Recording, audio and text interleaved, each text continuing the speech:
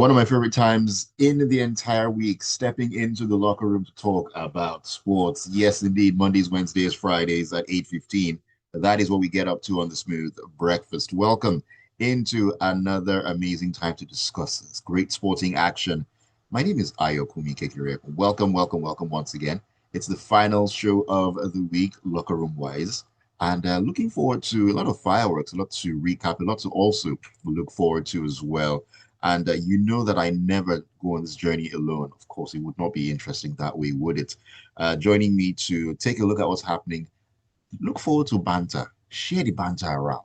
You know what I mean? You want and only Tega Supreme. Tega, good morning to you. Good morning. Thank God it's I Friday. second the motion. Finally, All right. So we're excited and not because it's time to sleep. People like to sleep too much in this Lagos.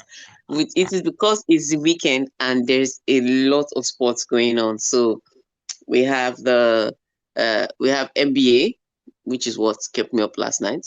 I'm not We have the NBA surprised. this weekend. We have the WTA this weekend. The men's ATP final tour will start into the next week. So not exactly this weekend. So we are getting ready. Then we have football, football across Europe. All right, some big matches across Europe. We'll be talking about that from the La Liga to the Premier League, especially the Premier League. In fact, we start Saturday with a London derby. Mm, In case you do not know, we as in are the ready hot. for each other.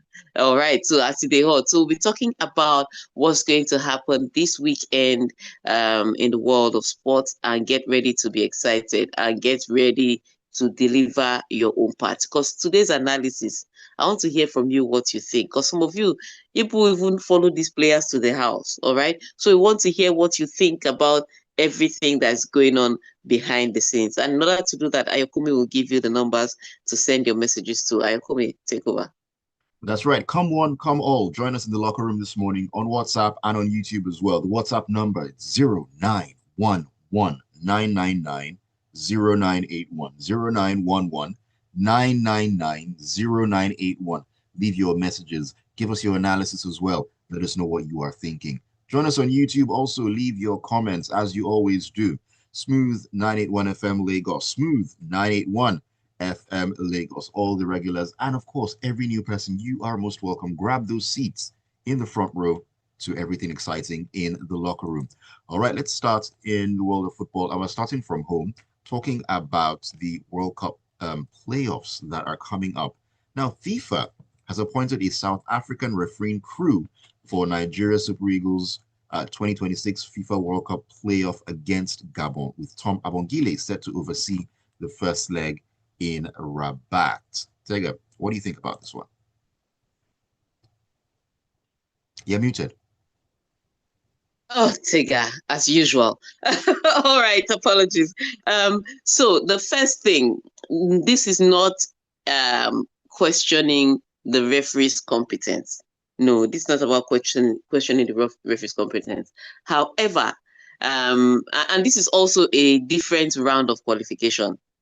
Do you understand? So Mm, it's not about questioning the referee's competence. It's a different round of qualification. Those are the facts.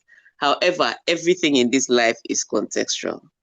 And so, because South Africa was in Nigeria's group and there were too many prominent South African sports people coming out and say, I don't want Nigeria to qualify, it now becomes a little awkward. It's not unprofessional. It's not irresponsible. Um, it's not even it's not even illegal, but it okay. is awkward that a South African referee will be at the center of Nigeria against Gabon in the FIFA World Cup qualifying. That's where the issue is. Because of the struggles they both had in the same group. The question now becomes why, of all the referees in the world, you didn't see an Egyptian referee. But the thing is, like, I mean, if it were a case where South Africa were directly involved, I mean, they're already done and dusted qualified. They don't really have any more stake in this, right? Yeah, no, they're already out in America. They are just waiting at the airport for the rest of Africa to join them. So that's why I'm saying, that's why I stated the fact that this is a completely different route of qualifying. So it shouldn't matter. Um, we know that the guy at the center of the circle will give his best because he's working his job. And the thing is, a few Nigerians will feel bad because it's South African referee. We're in the same group from the first round of qualifying. Mm, So that's why I said it is not illegal. It's not even irresponsible. It's just awkward. So that's what some Nigerians are complaining about. Why would you pick a South African referee, seeing as we just battled South Africa in the qualifying round? But CAF is looking at it that they are no longer your direct opposition. They're no longer your right. direct rivals. They've already gone. Like they have no reason to stop you from going. So Exactly. I guess the conversation is just the awkwardness of it. You battled them, and now they're putting a South African at the center of the Nigerian match. Because, like I said, it's just awkward. But it's a conversation that was being had, and even I think that for courtesy's sake, there's some discussions you shouldn't have around it. When it was mentioned that the South African referee was going to officiate, I really didn't have a problem with it because I don't think that there's any issues there because they're not even in this part of the qualifying. Right. Um, yeah, they're not even there. But when people mention those kind of conversations, the question you now ask is, as an organization, as a federation, why do you want to have all these conversations? Mm. Why put yourself in There's so that many, position? why put yourself in that position to even have these conversations? It's all out. That's why I said it's awkward. I don't think it's incompetent. It's awkward. All right. At the end of the day, let the Super Eagles just do what they need to do, and then You nothing know, else just will beat be said. Gabon and go. Simple. Gabon has already mentioned their list. Aubameyang that said they want to go to the World Cup too. He's going to be playing. I want to hear what our Victor Osimhen will say after his hat trick on Wednesday. I'm uninformed. Let's wait and see. Mm. All right, let's step into the world of tennis. And Arina Sabalenka roared past Coco Gauff to avenge her French Open final defeat and secure her place in the WTA finals last four alongside Jessica Pegula. Yes, so that was a tough one. Um, she was playing against Coco Gauff. Coco Gauff, like I said, she needed to get a set against Coco Gauff to qualify at least. Um, and then in the first set, Coco Gauff broke Sabalenka and was serving for the match when she was broken back. Sabalenka eventually went on to win that set. I think it was so disappointing because Coco Gauff led in the she led. I think she led 5-4, and she was serving for the match. She was broken back. Arina Sabalenka came into the match, and it went all the way to tiebreakers. Coco Gauff led in the tiebreakers 4-2, Hmm. and she still ended up losing the match. So it's not something you'd see this year. I've said two things are off with Coco Gauff. Her serves, the obvious one, but her attitude, the second one. It's like she gets frustrated when she serves a double fault or when she hits a forehand too long. And those have been very problematic this season. So I understand why she's getting frustrated, but you have to be able to shake it up, forget it, and move to the next shot. The problem is she plays a double fault or she plays a long forehand and she starts throwing a tantrum. You throw a tantrum, you get distracted. It's that Exactly. simple. And so your attitude just drags you into further detriment. So the two things are really off for her this season. The obvious one, the serves, well, and the forehand. But more importantly, the attitude that needs to be fixed. But yeah, what it means is that Coco Gauff, the defending champion, is out. So she won't be able to defend her title. From her group went Arina Sabalenka, who won the match in straight sets, and Jessica Pegula. On the other group, it was shocker. Iga Swiatek is out, the world number 2. Yes, played horribly. Played horribly. I think again. You remember she in the against Elena Rybakina. She won the first set convincingly, and people thought, okay, she was going to go through. And then she lost the second set 6-1, and the third set she was bageled 6-love. That was not embarrassing enough. She now gets up against Amanda Anisimova, and don't get me wrong, Amanda Anisimova has been playing excellent tennis, especially after she lost to Iga Swiatek in that horrible way at Wimbledon. She was just like every match against Iga Swiatek now is trying to exercise demons. So she brings out tennis. She brings out tennis that blindingly good tennis. However, there were just some shots. There was one particular shot, the backhand behind Iga Swiatek. Anisimova played it like 9 times in the match, and not once did Iga read it. Even I, watching the match, said, Iga, the place you're putting that ball, she's going to send it back with her backhand across court. Like clockwork, she did it. It was So I obvious to was the reading blind. it. It was obvious to the blind, but for some reason, Iga was also reading it. She was not even moving. And so it's something again, Iga Swiatek. She didn't have. I'm one of the only people saying she didn't have a good season. She had a really bad season, but because she won a Grand Slam as usual, and then she won a few major tournaments, people are saying it's an okay season. She had a really bad season when you look at the detail. She lost to 3 different people in bagels. World number 2, Iga Swiatek, best returner in the pack. I know. You can't have that kind of season and say it's a good season. She had a bad season, and if she looks into those details, she'll be able to fix it. I also think her coach needs to go. But hey, what can I say? I'm Tega in Nigeria. Abi, you can only observe and give your own comments. You Anyways, know, let's leave tennis and talk Formula One real quick here. Lando Norris says that improved consistency over the past couple of months has led him to reclaim the World Championship lead ahead of the Sao Paulo Grand Prix.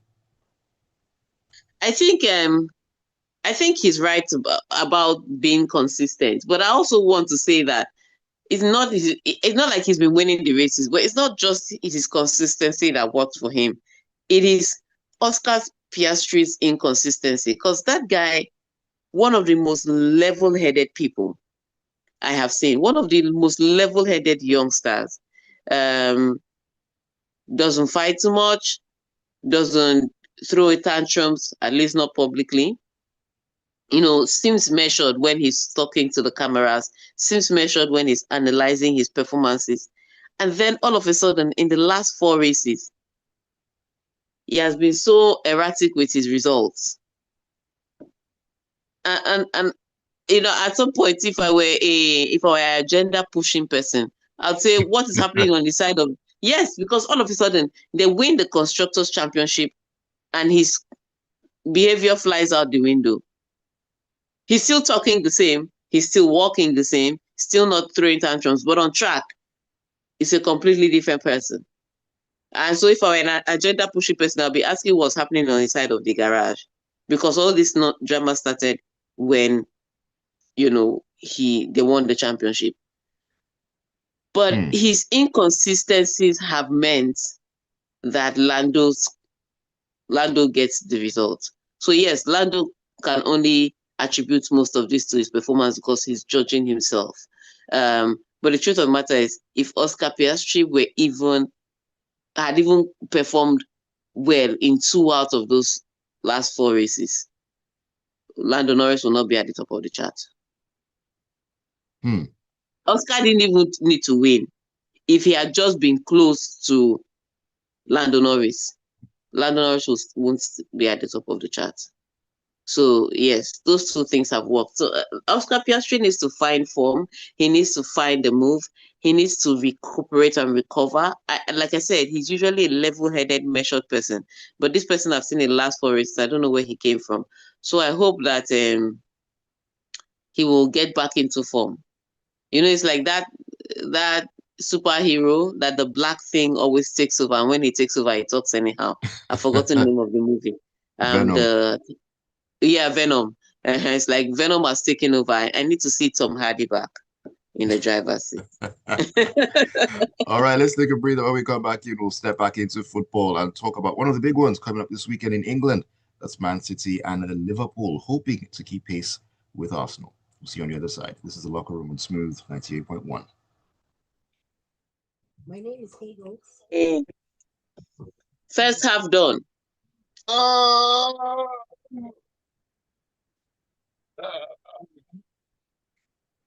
Well, woo. How about yawning like this? It's your fault, Seth. It's your fault I'm yawning like this. I I blame you. haven't even yawned once. You've yawned. You've yawned. When? You've yawned. At the beginning, you yawned. So you now Delay, waited till now. delayed reaction. Delayed reaction. That's what's You are happening. the now you've made me yawn. I even stretch for good measure. It's good. It's good. 50-50. I think I'm just going to sleep. You don't have a long list of things to do today. I do, but I will sleep first. That actually is not a bad approach. Sleep, get up, and then see road clearly. Because most of it is in relation to calling people, sending emails. And because it's morning, let me give them time to settle in their own offices. Exactly. Let them wake up. And then I'll start. So I'll sleep till noon. And then I'll bombard everybody. All right. Almost done. Almost there.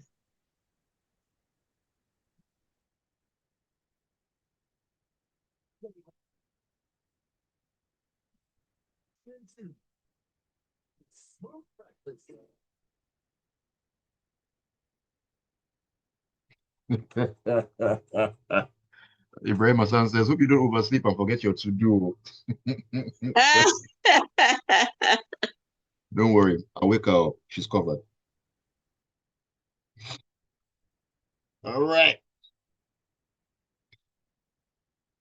It's the second half of the Locker Room this Friday morning on the Smooth Breakfast. You're tuned in to Smooth 98.1. Your love music, love life, love sports station. Ayokunmi Kekireakun here. Tega Supreme is also with me. We are taking a look at what's going on in the world of sports. You get to join us as well with your thoughts and your analysis. Looking forward to the big games coming up this weekend. So please send those messages to us on WhatsApp and on YouTube as well. The WhatsApp number, it is 0911-999-0981. That is 0911-999-0981. Leave your comments on YouTube, Smooth 981 FM Lagos, Smooth 981 FM Lagos. All right, let us jump back into the Premier League, where clashes between Manchester City and Liverpool have often been regarded as key battles in Premier League title races in recent seasons. But Sunday's encounter may merely point to which of the two clubs is best equipped to try to chase Arsenal. How the tide has turned, Tega. How the tide has really turned. But I don't even want to just restrict that to who's best equipped to chase Arsenal. That's not my business. Like I said, I'm waiting for Arsenal in January and February. If they survive that one, then I take them seriously. But for now, this is their regular behavior. They do well around this time. All right. So let's talk about what the big clash is. So Manchester City with the best striker in form, you know, coming up against a Liverpool side who we thought, I mean, because of the results they brought back in and the mixed basket of fruits, they really looked out of form until they faced Real Madrid in the Champions League and they absolutely took over that match. All right. So they are both teams that are looking to get back to their best. And they look like they've gotten some semblance of their best at the right time. So Sunday would really be, for Liverpool especially, about performing optimally in the Premier League. Because, there's a way you can have it good in one competition and struggling in that competition, even if Very both true. competitions are going on side by side. It's a Mm, completely different kettle of fish. And so the Premier League has left them a little raw and bruised. And so this is one of the places they really need to get back on. And unfortunately, they meet up against the Manchester City side. Now, Manchester City are not without their own flaws. They've struggled with some good results this season. They've been a little better than they were last season. I guess that's the growth, but they've struggled with one or two good results this season. And so it's going to be interesting to see both teams set up against each other. Now, where both teams need to look out for is defensive frailties, because Manchester City, regardless of how well they are scoring, they concede one or two goals a game. mm, Same thing with Liverpool. So both teams have to look at their defenses um, and to see if who can keep the other team out. But more right. importantly, they need to look at the attack. Because yes, Erling Haaland is scoring a lot of goals, and once in a while, a Phil Foden will add a goal or two. But sometimes when they face teams that are able to match them in the midfield, they struggle with creativity. So they dominate possession, but they just don't create enough clear-cut chances. And which the team I think that win on Sunday would be the team that can create enough chances and put the ball in the back of the net. Because both teams' defense are fragile. So it will Mm, come down to who can put the ball in the back of the net. I know people will say Man City because of Erling Haaland, but when they face some teams and they struggle to create chances, Erling Haaland is of no consequence because Erling Haaland just needs the ball in the final third exactly. to, to Exactly. get that ball to him may become the problem. Mm. And I raised the point, was it on Wednesday or so, that what happens when Holland is completely taken out? Other players in that City team need to step up big time. There's no Yeah. arguing that. So yeah, there's one or two goals from Foden. There's one from Shirky, I think. But ultimately, you have to look at the entire performance of the team, especially when they meet teams that match them play for play. And Liverpool Exactly. is one of those teams. Exactly. It's going to be an explosive one on Sunday, no doubt about that one. All right, let's head over to La Liga, where the pace setters out there in Spain, Real Madrid and Barcelona will aim to bounce back from midweek Champions League setbacks as they return to La Liga action this weekend, looking to rebuild confidence ahead of a 2-week international break. Yeah, tough one for Barcelona because their problem is really defensive struggle. And Hansi Flick, like Ruben Amorim has said, I'm sticking to my game. Because remember what we said on Monday, or was it Monday that we talked about? No, we spoke about them on Wednesday when we talked about their high line and how Club Brugge could take advantage of their high line. Right. And you saw the goals that they scored. They took very good advantage of that highlight because they have pace to run at that and take advantage of it and to get behind Barcelona. And they scored 3 goals. So Barcelona was playing against a team that on paper they should have been out of sight with. That looked like a guaranteed 3 points. And they almost even lost that game. So when you look at that defensive frailty, the question now is not how many goals can Barcelona score? It's how many goals will they not concede? So they face a team like Celta Vigo, who also know that they are playing the high line, who also has Iago Aspas that likes to play on the shoulder of the last defender. So he also can take advantage of the high line.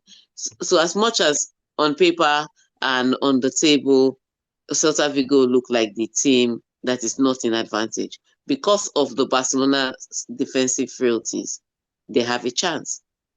That their fixture becomes tougher. Real Madrid playing against Vallecano, it's a fixture that they can win.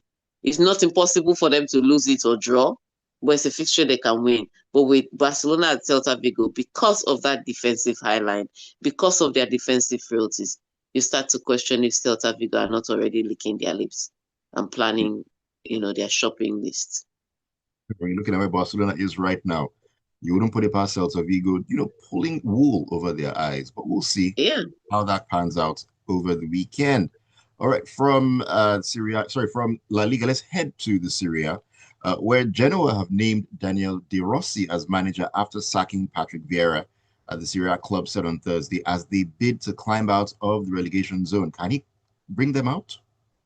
Well, he's going to have to try. Remember, De Rossi was fired from Roma because of a lack of results. But like I said, I'm going to get a coaching license because these people, regardless of how bad your performance at the last job is, you're going to be hired.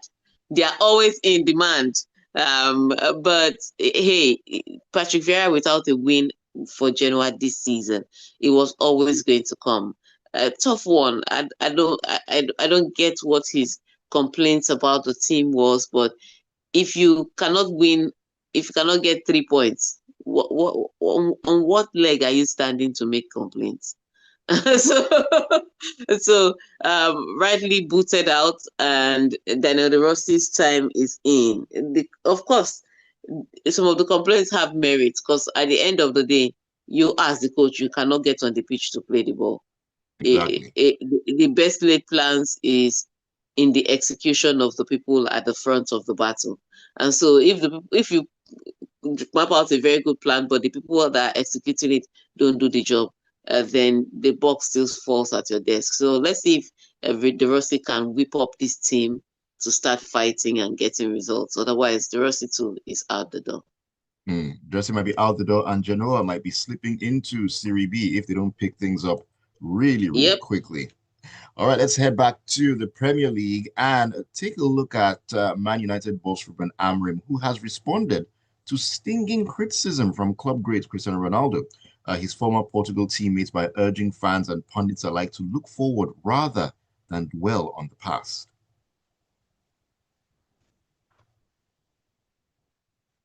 Yeah, me too, Tega. Yeah, so this was the error Okay. I made in first half when I was saying there's a London derby. It's Manchester United taking on Tottenham, isn't it? Let me see. Yeah. First Oh, match. that's right. 1:30 kickoff. 1:30 Yes, kickoff. first match on Saturday. I made a mistake to say there was a London derby because I was thinking Chelsea Tottenham, but that was last weekend. Sorry, that was 2 weekends ago. But this weekend, this particular weekend, is Manchester United taking on Tottenham. So correction, there's no London derby there. And yes, Cristiano Ronaldo again. I thought he had moved on. I mean, they've given you billions in Saudi. You're scoring goals in Saudi.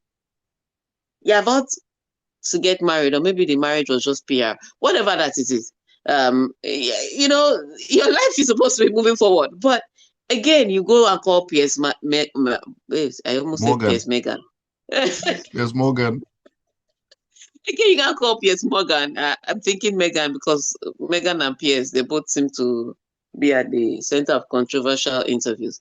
But you can call PS Morgan. And then you're talking about Manchester United. Move on. Leave them alone. They're in their struggles. You move on with your struggles. And yes, these criticisms may have merit, but we've already heard it before. They are bad. Okay, they are bad. You've gone. Go where you are going to and leave them alone.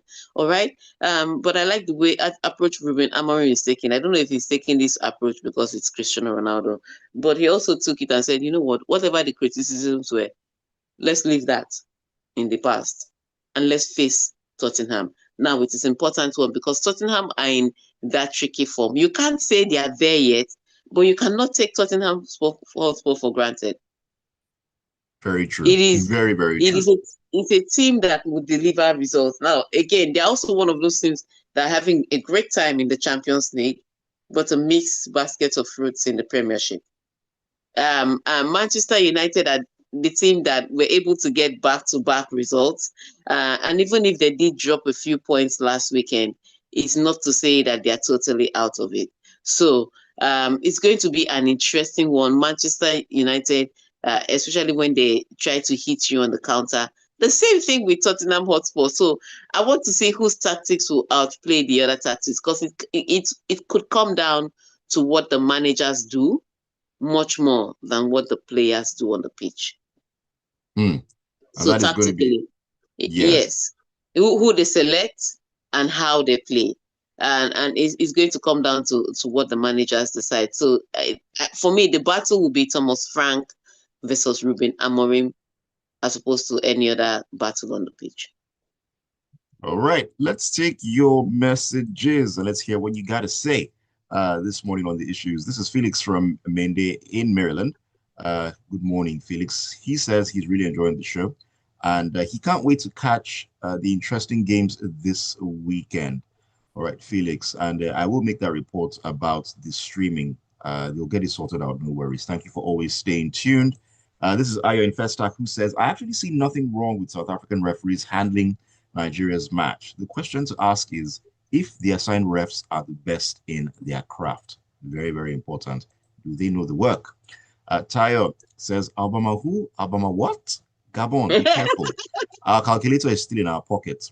There's nothing key in that match. I feel like Man City will trump Liverpool. Just pass the ball to Adekunle Haaland and Oluwafoden. Chelsea, world champion of what? They just they just stayed disgracing the EPL in UEFA. They drew. They didn't lose. They just drew. I mean, come They on, didn't lose now. They they drew. drew. It then says Balotelli had the last laugh over Vieira, ironically, and CR7 want to be starting something like our FCT minister. Honorable Minister, please off your mic. Off your mic. Biodun says, fabulous Friday morning, Ion Tega. Supreme, good morning to you, Biodun. Man Good City versus morning. Liverpool is a close game to call. As for me, let the best team win. For Chelsea, after a shambolic performance in the UCL, Maresca faces Wolves again, and it's a must win. And No. Wolves is 3 points. That's why I didn't even talk about that match. It's three I mean, points. Anybody that's playing against Wolves is 3 points. after the close call they had in the Carabao Cup, they should be careful though. They should be very careful. And then he says Ronaldo should leave Ruben Amorim and Man United alone. Okay, let me check out YouTube. This is Dapo Fadams who says cool, calm, and collected is what Coco Golf should try to key into becoming. I would agree with that. This is Adewale Akibami who says, I hope Man City and Liverpool draw the match sharp. Hopefully, Chelsea can use that to catch up. Beat Wolves first. Padre Pio says, agenda must agenda. Can CAF explain why we have South African and Benin Republic as our refs against Gabon? Anyways, like scripture said, he will build a table for us in the presence of our foes. And, We have gone into Bible too. and Emeka says, anyone who can stop that cyborg called Erling Haaland will definitely win the game. As for Tottenham, forget them. They're like our national grid. They go off when you least expect. United is winning. I'm very wary because Spurs have been like kryptonite where United are concerned very recently. So take that into consideration. They've been very tricky for United recently. But anyways, we'll see what happens at 1:30 tomorrow. All right, Tega, bring us home. All right. On that note, one, thank you for sending your messages all week. Thank you for tuning to Smooth 98.1 FM. And thank you for streaming the locker room till we come your way again on Monday. You know how we do it. Pray that your team is not fodder for banter. Have a fantastic weekend. Have a great weekend, Tega. Thank you so much for a great weekend. Thank you all for being a part of the locker room and keeping it tuned to Smooth 98.1. The locker room will make a return on Monday at 8:15 a.m. My name is Ayokunmi Kekiriako. Keep it tuned. This is Smooth 98.1.